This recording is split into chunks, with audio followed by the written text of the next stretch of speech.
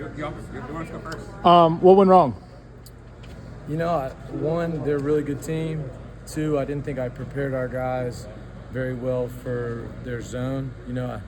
We had worked on it a good bit, but I thought we didn't hit shots and we didn't get offensive rebounds, which is two things. We thought we could get open ones and we thought we could get some boards out of it, and weren't able to do that. I thought, but overall, I thought those guys were just more physical.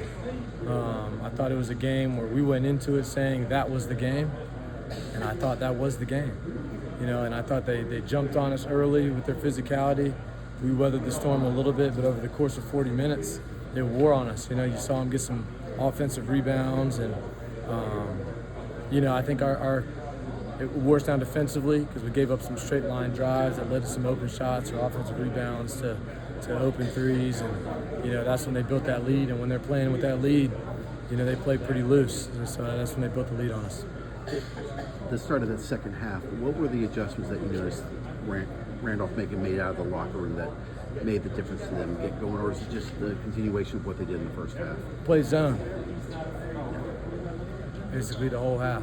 I thought, like I said, I thought that's what really got us. I thought how we wanted to attack the zone allowed us to maybe get into space a little bit or get into the heart of it. But then, their physicality and their stunts, it was really good. When we attacked and we saw bodies, we were hesitant in finishing those plays, and there were short spurts where I thought we battled for the boards even when we didn't get it, but there were longer spurts where I felt like there was nobody in there, and we needed that. That's the game. When you play these kind of games, it's not like a pretty game. It's going to be a battle. You're not always going to get clean shots, but you got to get second chances. And I just thought we got outplayed. I didn't think it was like some big strategy on either outside of the zone. I thought they played really well in the zone. Coach Greg from District 2 Sports Podcast. Are Travis Stickney and Peter Moy, are they used to the defensive pressure that Jabril and Keyshawn put on those guys? The comment that I was going to make was, at the end of the game, I was surprised that Keyshawn couldn't tell what kind of gum Peter was chewing during the game. So I'm just kind of curious if they're used to that kind of physicality. That's going to be a big step for, I think, both those guys. They draw a lot of attention.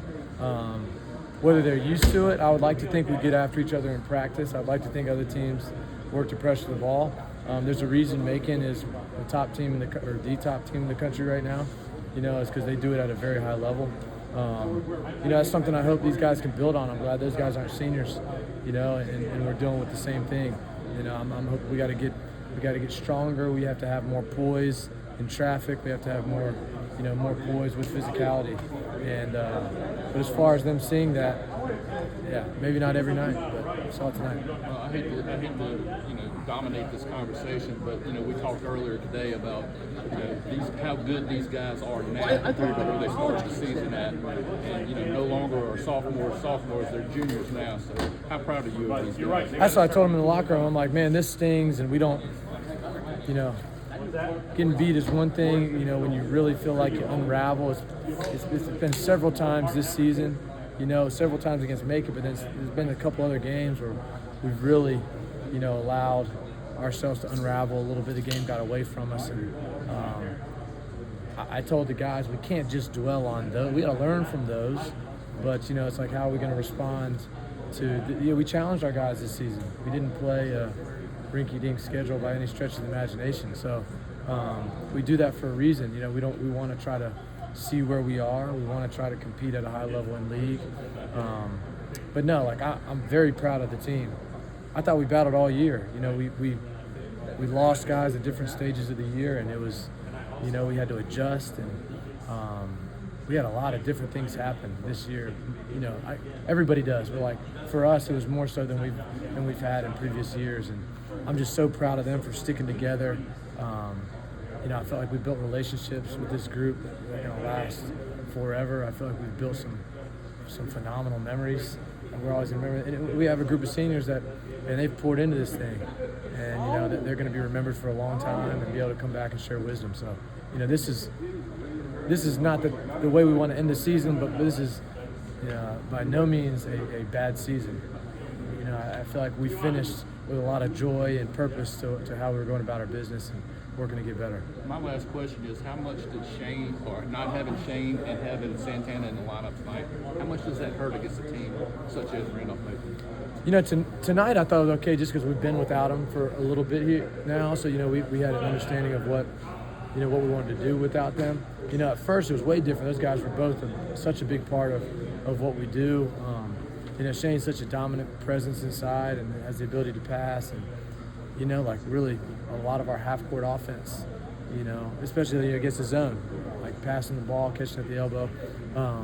So making those adjustments, I would say, threw us off. Santana's like a Swiss Army knife.